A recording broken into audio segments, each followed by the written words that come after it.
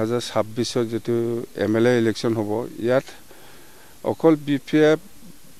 BJP নহয় AGPও আছে আৰু সৰু সৰু দল বহুত আছে মুঠতে NDA এলায়েন্স অসমত সৰকাৰ হ'ব কথা হেতুৱে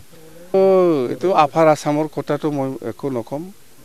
এটো গতে আমি অকল আমি BTC বা লোৱাৰ আসামৰ কথাটো মই জানো মুঠতে এইবাৰ NDA হিচাপে লোৱাৰ আসামত বহুত আসন লাভ কৰিব যত কংগ্ৰেছে সিট লৈ আছিল সেইবিলাক BJP তাত যাব যেতে এটো কথা জনগোষ্ঠী জনজাতিকৰণৰ ক্ষেত্ৰত আমাৰ বহুত স্পষ্ট কথা একো ইফেক্ট নকৰাকৈ ছয় জনগোষ্ঠীক জনজাতিকৰণ কৰাৰ ক্ষেত্ৰত কোনো আপত্তি নাই আমাৰ কিন্তু এক্সিস্টিং ট্ৰাইবেলে একো ক্ষতি হ'ব নালাগে কথা হেতুৱে আৰু সেই লাইনতে আমি আগত গভৰ্নমেন্ট অফ ইন্ডিয়া বা গভৰ্নমেন্ট অফ আসামক আমি NOC দিছে শিডুল কাৰ্বি আলং ডিমা হাছাও আৰু BTCত এই যে দুজন মাইকি লোৱাটো হেতু বেন কৰিছে বেলেগত কিন্তু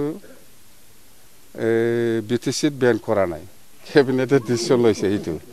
BTC কাৰ্বি আলং আৰু ডিমা হাছাও তাৰমানে বড়ো হওক কোনবা মুছলিম হওক ৰাজবংশী হওক বা যিকোনো মানুহে দুজন ল'ব পাৰে বুলি কৈ আছে কি এটো 6 schedule to exempted Dima Hasao Karbi আলং আৰু BTC কিন্তু 6 শিডিউল বাহিৰত দুজন শাদি কৰিব নোৱাৰিব কোটাইতে অসম গভৰ্নমেন্টে ডিসিশন লৈছে আমিতো আৰু কি কৰিম